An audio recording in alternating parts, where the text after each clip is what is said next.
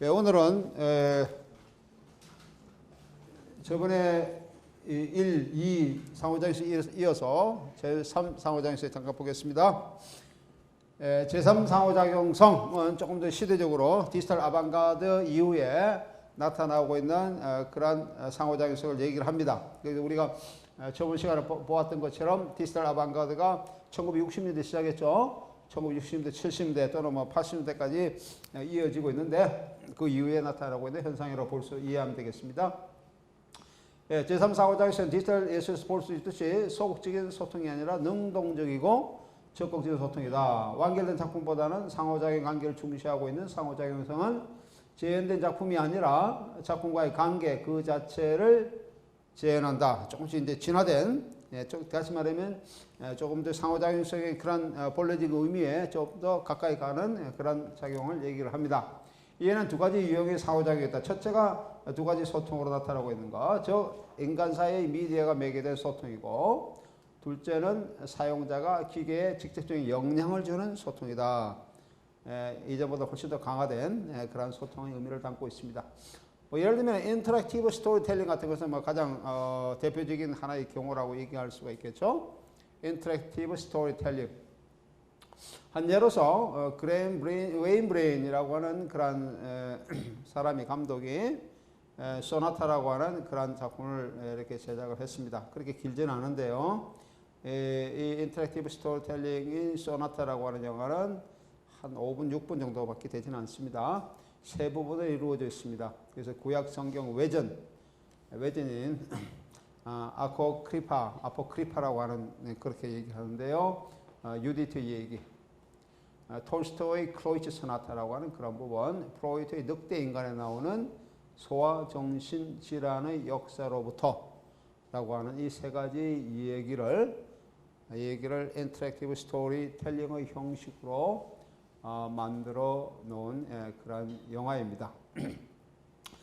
구약성경 외전은 아포크리파는 우리가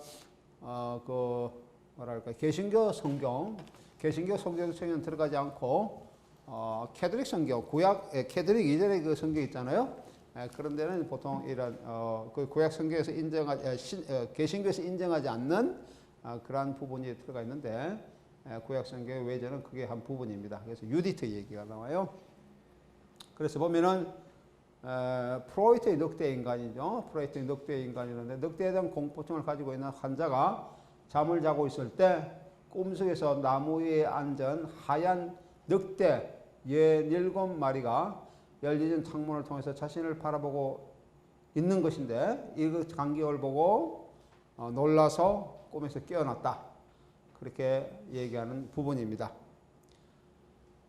프로이트의 유학이 노이로제 대하여 라고 하는 그런 글에 실리는 부분인데요. Aus der Geschichte einer infantile Neurose 라고 하는 글에 실려 있습니다. 애들의 이 에피소드는 주체가 분열을 보여줄 때, 더 분열을 드러낼 때, 주체의 분열을 얘기하는 거예요. 주체의 분열. 흔히 얘기해서 우리가 정신분석학에서 많이 얘기를 하고 있는 부분입니다. 드러날 때 락강의 의미에서 응시가 나타나는 것을 보여주고 있다. 즉 늑대의 시선은 꿈을 꾼 주체 자신의 응시라고 하는 것이다. 그러니까 자기가 어떤 사람이 꿈을 꾸는데 창문에 너머로, 창문이라는 것도 하나의 그 스크린적 그런 작용을 하고 있죠. 나무가 하나 있는데 나무에 늑대들이 이렇게 앉아 있는 거예요. 나무에 한 8-7마리가 늑대에 마치 과일처럼 이렇게 걸려 있는 거예요. 늑대들이. 근데 늑대가 꿈속에 자신을 막 바라보고 있는 걸 놀라서 깬 거예요. 근데 이 깬 그 자체가 늑대 바라보는 것이 락강적 의미에서는 응시적 개념이다. 시선이 아니고 응시적 개념이다라고 하는 거죠.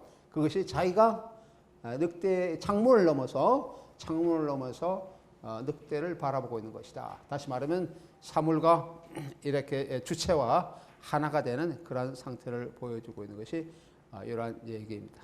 두 번째 얘기가 구약 성경 외국인 유디트는 이스라엘을 침략하려는 아시리아의 진영에 들어가, 구약 성경에 아시리아가 나오죠.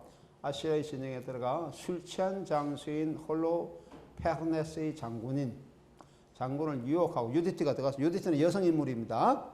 들어가서 유혹하고 목을 베어 가지고 나오는 그런 내용을 지닌 것입니다. 19세기 중엽 독일의 드라마 작가인 프리드리히 헵벨이라는 사람인데 이 사람이 드라마 유디트라는 드라마가 있습니다. 유디트에서도 유사한 내용을 읽을 수가 있습니다. 우리 동문과 원어연구반의 그 이름이 원어연구반 이름이 유디트예요. 이 유디트에서 나온 그런 이름입니다. 파머 파탈. 그 유디트는 어떻게 보면은 파머 파탈의 원형이라고 얘기를 할 수가 있습니다.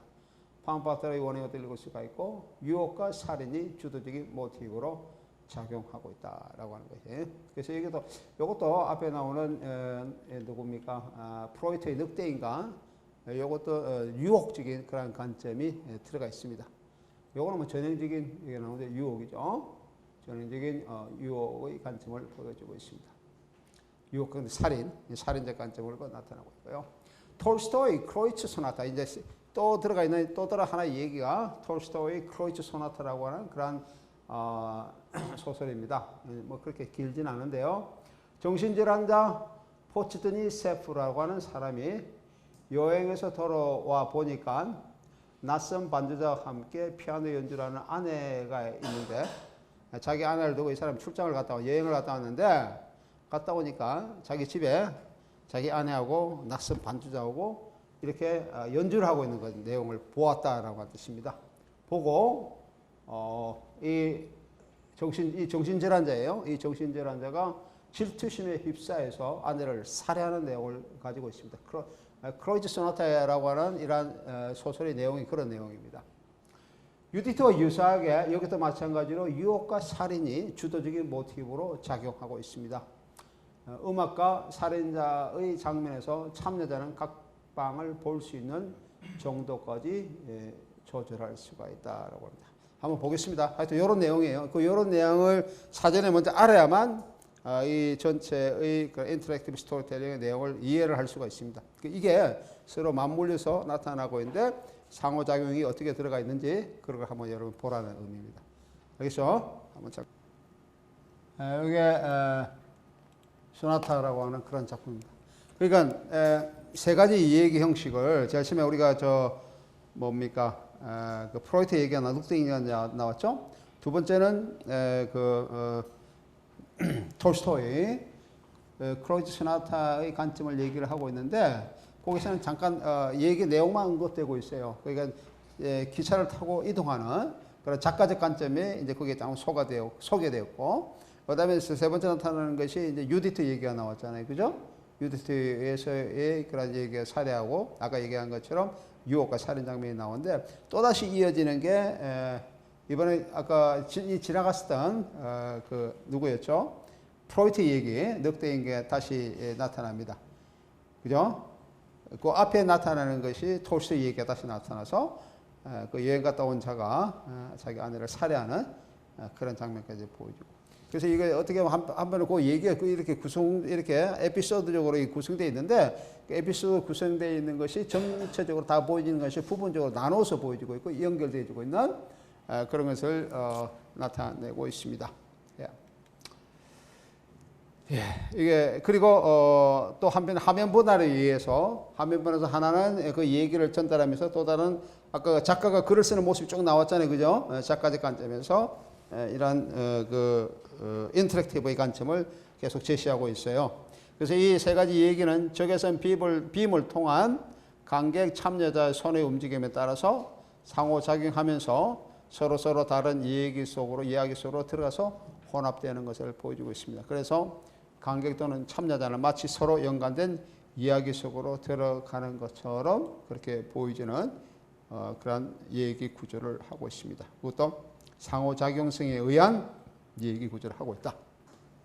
이 인터랙티브 영화의 관람자는 이야기 사이를 옮겨 다니면서 쌍방향 이미지의 프레임을 통해 다시 말하면 인터랙티브의 이미지의 프레임을 통해서 다중적 시각으로 각각의 이 얘기를 경험하게 됩니다. 그죠? 아까 앞에 나오는 그 외부의 작가 손이 막 나왔었죠.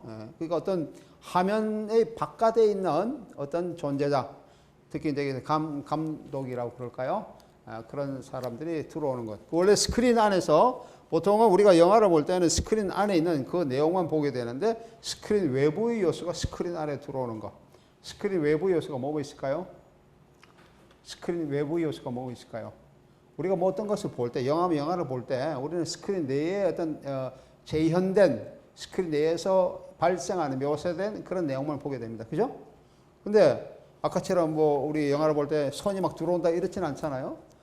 그렇게 손이 들어오는 거. 다시 말하면 제작자의 관점이 들어오는 거.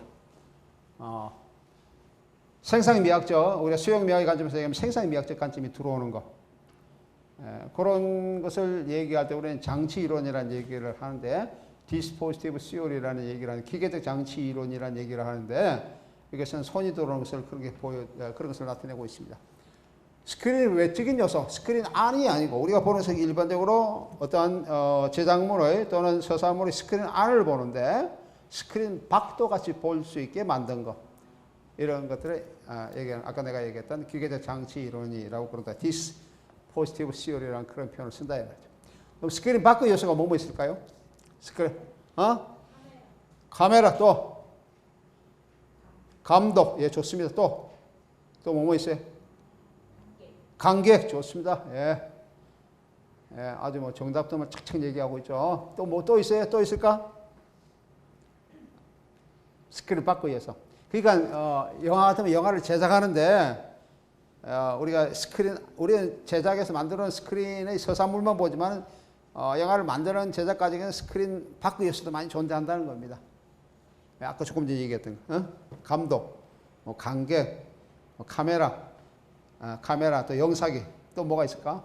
영화관, 그죠? 영화 같은 것도 스크린 밖의 요소잖아요. 뭐 기타 등등 이런 것을 보여주는 거. 여기에서는 이제 이런 것도 나타나고 있습니다. 예, 이게 나타나는 것처럼 이제 다중적 시각이 나타나고 있고요. 우리 감독이라고 하는 여기에는 웨인 브레인이라는 감독이 여러 가지 얘기들, 이게 세 가지 얘기들인데 세 가지 얘기들을 살인과 유혹. 아까 첫 번째 얘기 우리가 늑대 인간 그런 것은 살인 것보다는 하여튼 유혹적 관점이죠. 시선의 유혹, 응시, 라캉의 얘기에서는 응시적 관점입니다. 이런 것이 얘기되고 있습니다. 서로 반영하면서 나타나고 있고. 그러니까 여기 나오는 얘기 구조가, 서사 구조가 단성적인 구조가 아니고 상당히 복합적 구조죠. 세 가지 얘기가 에피소드로 나타나면서 그 세 가지 얘기를 또다시 화면 분할을 통해서 한편으로는 작가적 시선하고 얘기에 나타나고 있는 단편적인 얘기 서사의 과정 이런 것을 보여주면서 아주 복합적인 포스트 모더니적인 내러티브의 틀을 보여주고 있습니다. 예. 그래서 이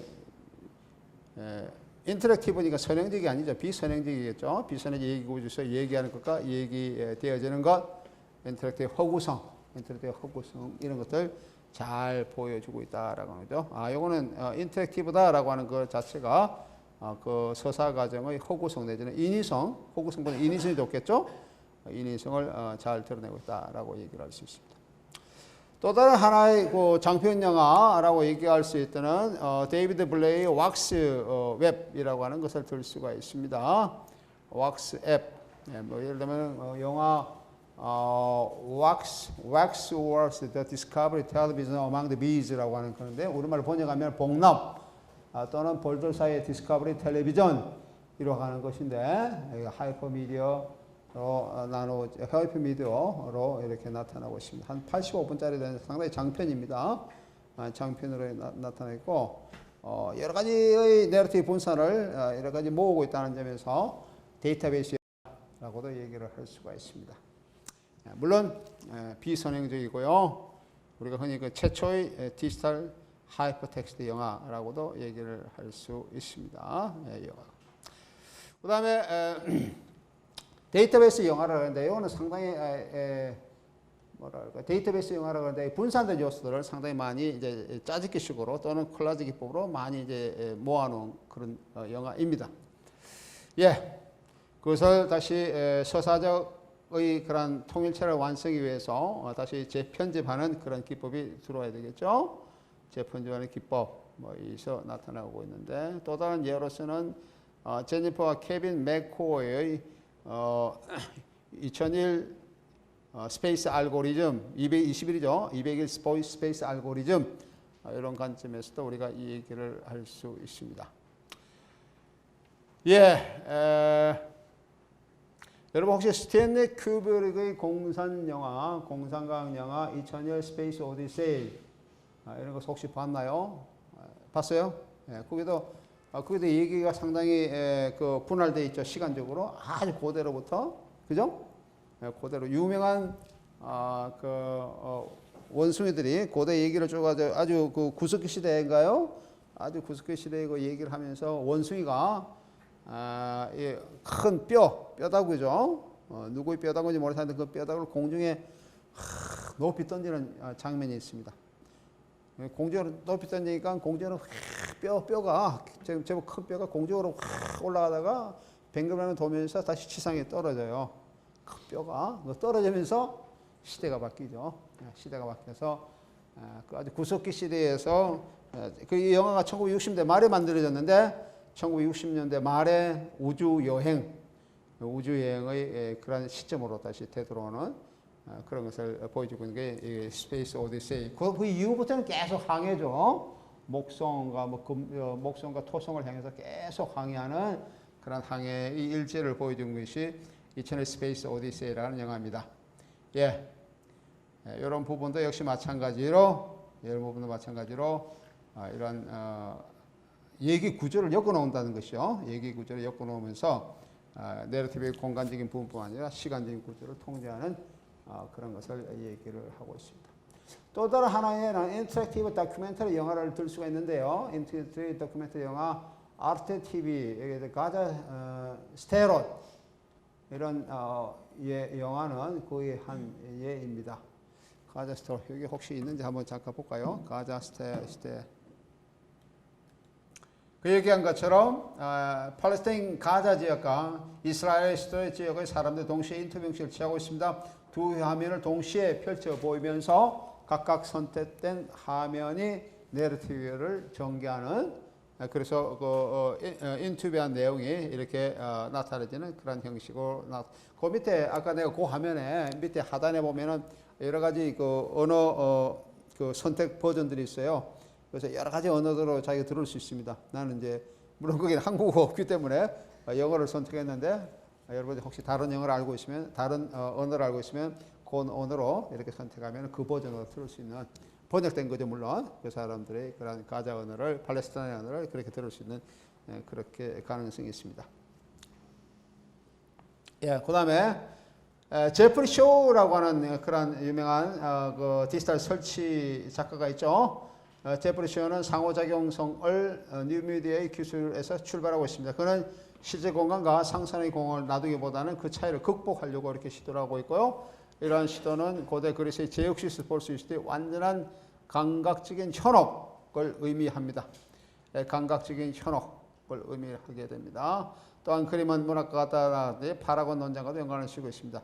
서구적이고 사실적인, 허구적이고 사실적인 공간, 허구적이고 사실적인 공간을 결합함으로써 예술작품을 최적화하는 것은 예술작품의 의연을 확장하는 것이다 라고 얘기를 할 수 있는데요. 실제 공간과 상상의 공간을 나누는 것 또는 이런 그 차이를 극복하려고 하는 시도, 이것이 우리는 아주 고전적인 예를 보면은 이제 제욱시스하고 파라시오스 이런 예를 들 수가 있습니다. 여러분 제욱시스라는 화가 이름 혹시 들어본 적이 있나요? 안 들어봤습니까? 제욱시스하고 파라시오스는 고대의 그 음령화가라고 하는 음령이라는 그림자를 얘기합니다. 그림자를 이용한 그런 합법, 기법 이런 것을 보여주는 그런 그 학파에 속한 화가입니다. 그래서 제욱시스하고 또 파라시우스는 당대에 유명했던 그런 화가이죠. 특히 제욱시스는 그 포도를 그린 것으로 유명한 담장에 이제 포도를 그린 것으로 유명하죠. 그래서 제욱시스하고 파라시우스가 둘 사람 다 당대 유명한 화가였는데 자기들끼리 서로 이래 논쟁을 하면서 우리가 둘 중에 우리가 더 누가 그림을 잘 그리는지 한번 내기를 하자 그러면서 그 서로 이제 그리게 되었습니다. 그래서 제욱시스가 먼저 그려서 그 파라시우스인 자기의 그런 경쟁자이자 동료인 파라시우스를 초대했어요. 그래서 파라시우스가 자네가 그린 그림이 뭐가 있냐 그러니까 담장에 담벼락에 아주 포도를 아주 정교하게 그렸습니다. 정교하게 그려서 그려 놓으니까 새들이 포도를 따먹으려고 이렇게 포도나무에 열매에 돌진하다가 벽에 부딪혀가지고 새들이 추락하고 죽고하고 그런 장면을 목격했어요. 그래서 이제 제욱시스가 아주 뭐라 할까요? 참 의기양양해서 파라시우스 자네 그림을 한번 보여달라고 가자. 그래서 이제 파라시우스가 제욱시스를 자기 집으로 데려와가지고 왔어요. 왔는데 그림이 안 보여요. 안 보이고 어디 있냐 그러니까 이게 역시 담장을 가리키는데 담장에 커튼이 아주 큰 커튼이 쳐져 있어요.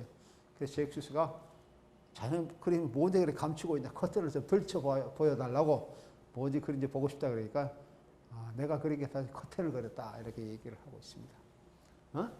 그러니까 제욱시스는 새의 눈을 속인 거고 자기 동료인 파라시우스 눈은 속이지 못했죠. 그 그림을 알게 했으니까. 하지만 파라시우스는 자기의 동료인 화가 아주 그것이 당대의 화가인 제욱시스의 눈을 속인 거예요.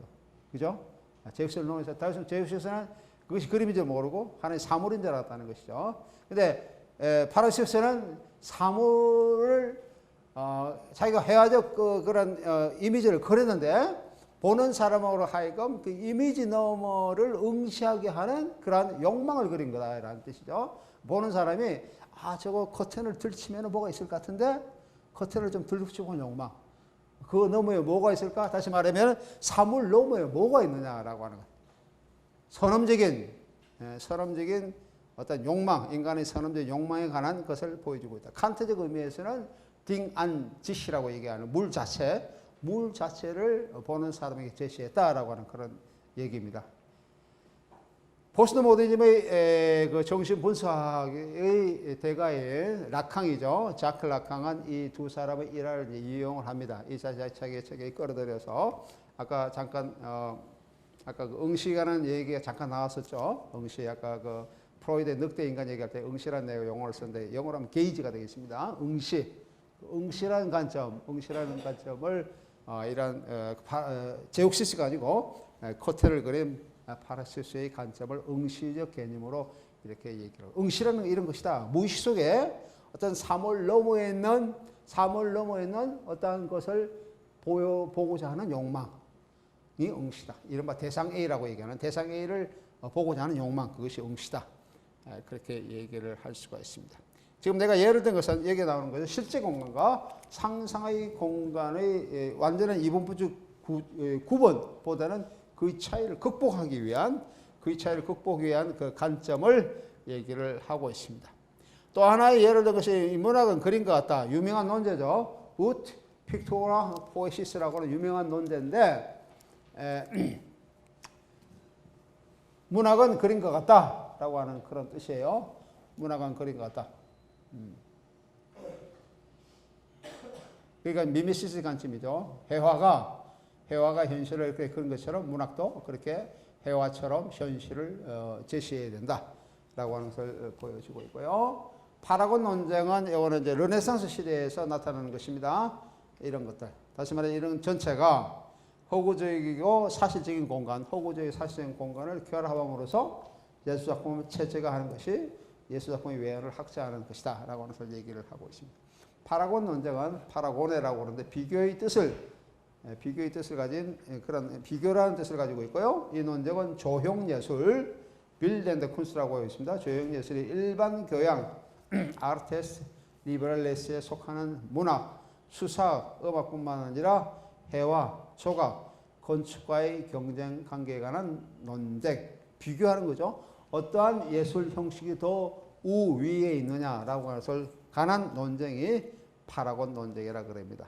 르네상스 시대의 논쟁을 파라곤 논쟁이라고 그럽니다. 예술 형식의 우위에 관한 논쟁을 파라곤 논쟁이라고 그렇게 얘기한다. 이렇게 얘기합니다. 파라곤이라는 것은 비교라는 뜻이다라고 합니다.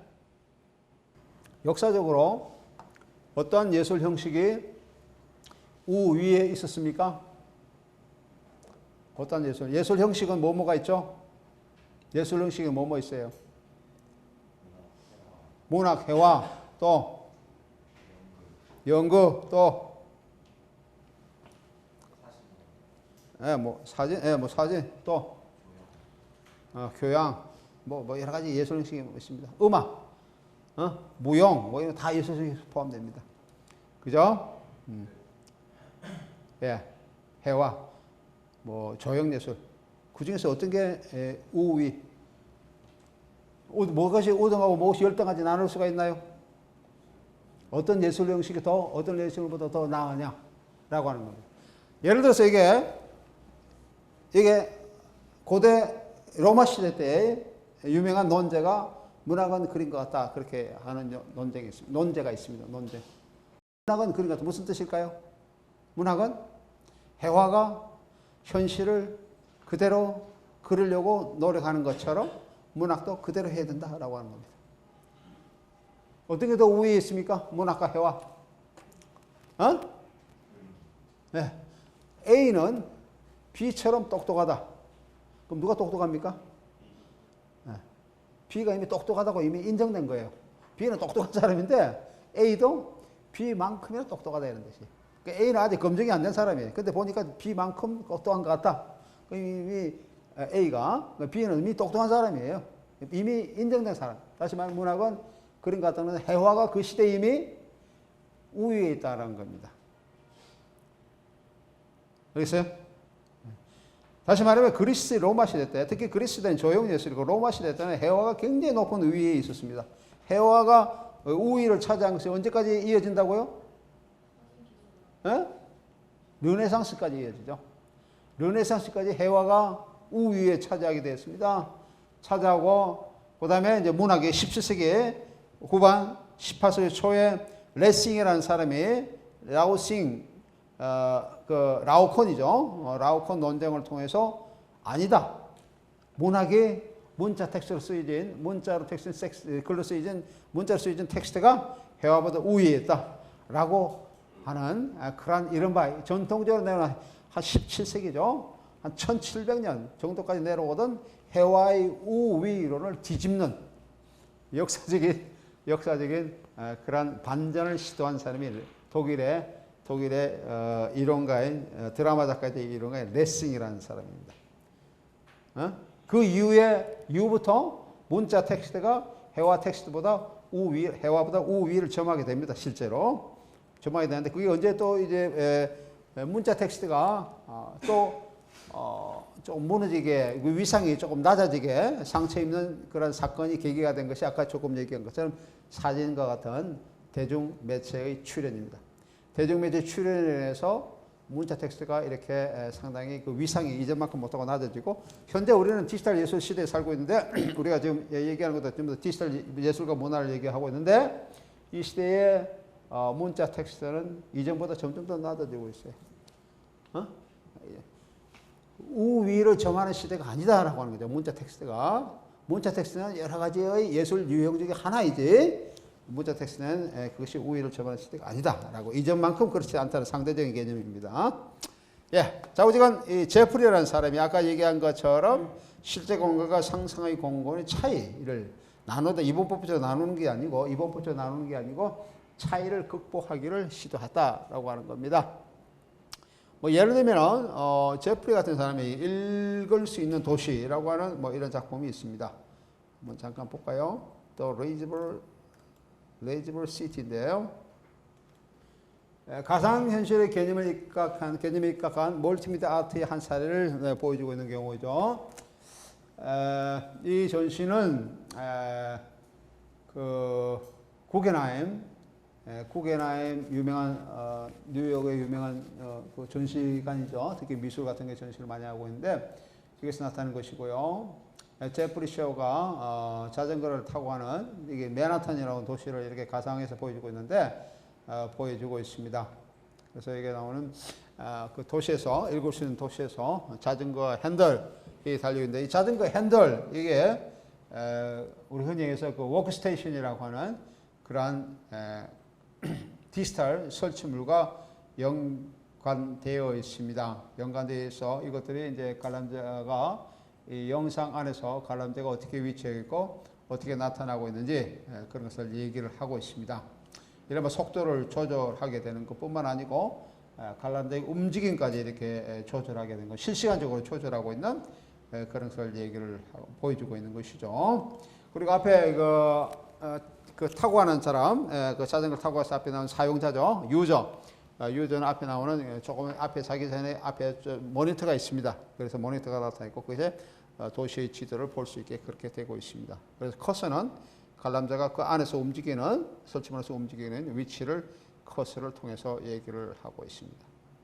우리 흔히 얘기해서 디지털 예술은 물질적인 경험을 하는 것이 아니고 비물질적인 경험을 한다 그렇게 얘기를 하고 있는데 이러한 경험을 통해서 도시, 구체적인 어떤 도시의 장소로 이동하는, 다시 말하면 비물질적에서 비물질성으로서 비물질성에서 역사적인 어떤 시점으로 회귀하는 이러한 역사를 이 설치물은 보여주고 있습니다. 그러니까 비물질성인데 우리 역사적인 의미, 현실은 다 물질성으로 이루어지고 있잖아요. 정신세계 빼놓고는 우리 살고 있는 그 사무 현실은 대부분 다 물질로 이루어지고 있는데 물질의 어떤 장소, 읽을 수 있는 도시니까 그 장소의 어떤 역사성으로 회귀하는 비역사성에서 비물질성에서 물질성 또는 역사성으로 회귀하는 이런 체험을 하게 하는 그런 것이다. 그러니까 그것도 어떻게 그렇게 체험을 하게 합니까? 가상현실 속에서 그걸 체험하게 한다라고 하는 역사를 보여주고 있습니다. 읽을 수 있게 해주는 그 자체가 가상세계의 역설이다라고 하는 겁니다. 뭘 읽을 수 있게 해줍니까? 현실 세계의 그러한 역사적인 시간적 개념이라든지 어떤 공간적 개념을 읽게 해준다는 이런 의미가 하나의 역설인데 그것을 보여주고 있는 전시회가 이게 나타난다라고 합니다. 무슨 말이겠죠? 네, 그렇게 얘기를 할 수가 있습니다. 1인칭 시점. 이는 1인칭 시점으로 되고 있습니다. 왜 1인칭 시점이라고 얘기할 수 있을까요? 어떤 작가가 자기가 보는 데만큼 이렇게 계속 움직이기 때문에 1인칭 주관적 시점이다 얘기하죠. 자기가 핸들을 틀면 그대로 움직이는 거죠. 자기가 바라보고 있는 것이 바라보는 것이 관객이 바라보는 것처럼 그렇게 나타나고 있는 그런 것이 1인칭 시점이라고 얘기를 할 수 있다. 읽을 수 있는 도시는 컴퓨터 게임인 미스트와 유사하게 책의 알레고리로 가능하고 있다라고 하는 책의 알레고리를 얘기를 하고 있습니다. 왜냐하면 도시가 뭐로 되어 있습니까? 문자로 되어 있다는 점에서 그렇다. 도시는 하나의 책이다라고 하는 거죠. 모든 건물들 이렇게 놓은 뭐 방향을 제시하는 이런 것들 모두 다 문자로 나타나고 있기 때문에 책의 알레고리로 나타나고 있다라고 얘기를 할 수가 있어요. 그 다음에 또한 얘는 삶의 그물망이라고 되어 있습니다. 웹 오브 라이프를 읽고 있는데요. 삶의 그물망. 이런 것도 있고요. 또는 제프리 이브, 확장된 버추얼 환경, 이런 것도 있습니다. 삶의 그물망. 이게 한번 잠깐 보도록 하겠습니다. 있으면 잠깐 보도록 하겠어요. 예술작품의 가상현실 프로젝트를 세계 가상현실 안에서 머리복걸 잡아내고 있는 그런 구조를 보여주고 있다라고 하는 것이고요. 특히 이 작품 속에서 이브라는 작품인데 이브라는 것은 Extended Virtual Environment 약자입니다. 앞에 그 확장된 버추얼 환경이라는 의미를 가지고 있는데 이 환경은 이 작품에서 이런 환경은 투사된 영상을 어떤 이렇게 도움 형태로 되어 있는 그런 것을 보여주고 있고요. 이 두 개의 비디오 프로젝트가 설치되어 있습니다. 그래서 이 설치되어 있는 것이 평평된 도움으로 설치되어 있는 중앙에 평평된 도움 안에서 이렇게 움직이는 그런 형식으로 되어 있어요. 그리고 관람자가 이제 3차원의 세계에서 볼 수 있는 이런 스테레오 타입의 관점으로 제시되고 있고요. 헬멧을 쓰는 사람에 의해서 이러한 그 관람적인 3차원의 세계죠. 3차원의 세계가 하나씩 보여주고 있는 그런 관점을 제시하고 있습니다. 그래서 이 가상현실, 여기 나오는 이브가 보여주고 있는 확장된 버추얼 환경 속에서 나타나고 있는 이 가상현실은 사람들이 선택한 시각 또는 시점에 따라서 변하는 그런 형식으로 되어 있고 거기에 몰입된 사람 중에 한 사람만이 탐색자 탐색자가 되어서 나타나고 있는 것인데 그 탐색자는 다중 사용자의 환경을 제시하게 됐다라고 하는 것입니다. 다중 사용자 여러 사람이 사용할 수 있는 그런 환경인데 보는 사람이 각각에 따라서 달리 나타나고 있는 시점에 따라서 달리 나타나고 있는 그런 관점을 보여주고 있다라고 하는 겁니다. 독일 karlsruhe에 있는 ZKM이라고 하는 그런 단체가 있어요. 그런 뭡니까? 그런 장소가 있어요. 여기 어떤 Zentrum für 약자인데 Zentrum für Kunst und Medien Technology 약자예요. 그러니까 예술과 미디어 테크놀로지의 센터라고 하는 그런 센터인데 여기에 나오는 칼스루헤 센터 이 작품은 여기에 전시된 작품입니다. 이게 나오는 칼스루헤 가보면은 여기 나오는 ZKM이라고 하는 예술가 미디어 테크놀로지 센터가 굉장히 유명하고 이거는 독일뿐만 아니고 전 세계적으로 유명한 디지털 예술 센터입니다. 디지털 예술 센터라고 얘기를 할 수가 있습니다. 여기 보면은 벽면에 커다란 스크린 앞에 인터페이스가 있는데 사용자가 여기서 손바닥을 대면은 아까 손바닥에 나왔죠. 인터페이스 손바닥을 이렇게 대면은 인터페이스 장치가 손바닥을 대면은 아주 커다란 스캐너가 있습니다. 스캐너가 손바닥으로 스캔을 딱 하면서 스캔을 하면서 그 사람의 정보의 인식 정보에 따라서 다양한 이미지를 제시하는 것이 여기 위에 나오는 요 작품입니다. 그 삼의 그물망이라고 하는 작품이에요. 그래서 예술과 과학을 결합하는 이러한 예술과 과학을 결합하는 이러한 네트워크 설치 예술인데요. 이 작품은 제목이 암시하고 있듯이 삼의 그물망이다. 다시 말하면 네트워크의 그물망을 보여주고 있다라고 했습니다. 네트워크의 그물망도 우리가 흔히 손꼽을 보듯이 우리가 손을 스캔하는 건데 동양적 의미에서 손꼽을에 따라서 우리가 운명을 이렇게 이제 그 뭡니까 그 운명을 이렇게 점치기도 하고 있잖아요. 그런 것처럼 이 설치 예술 또는 디지털 예술의 그런 네트워크망 자체도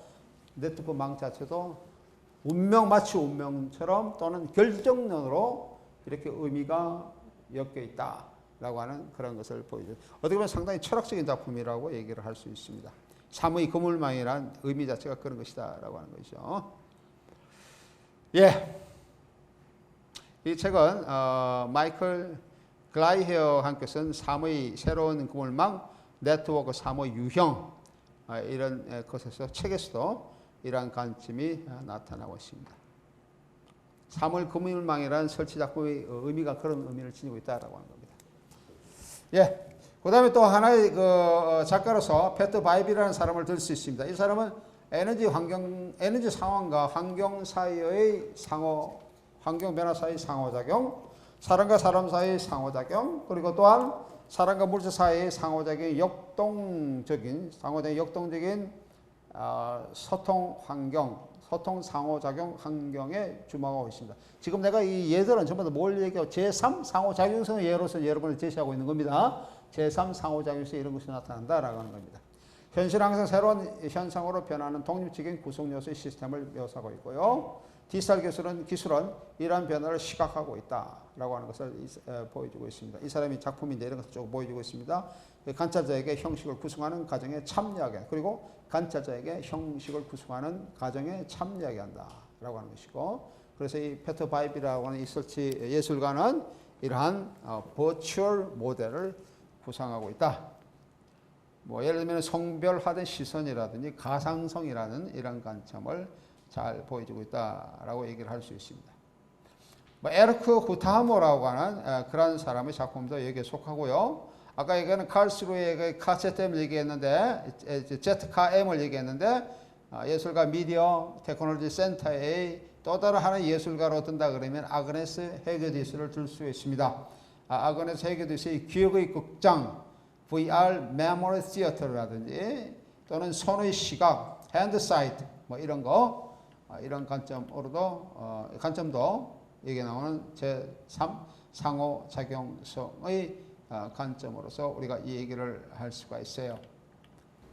여기 핸드사이트라는 겁니다. 여기에 대해서는 시간이 다 됐기 때문에 여기 내가 여러분 이거 텍스트에는 조금 설명을 해놨습니다. 그 한번 읽어보고 다음 시간에 여기에 대해서 하고 지금 오늘 본 것은 전부 다 제3 상호작용성에 대해 얘기를 하고 있습니다. 앞으로 여기 조금 더 얘기를 하고 그다음 제4 상호작용성으로 넘어가도록 하겠습니다. 예, 그만.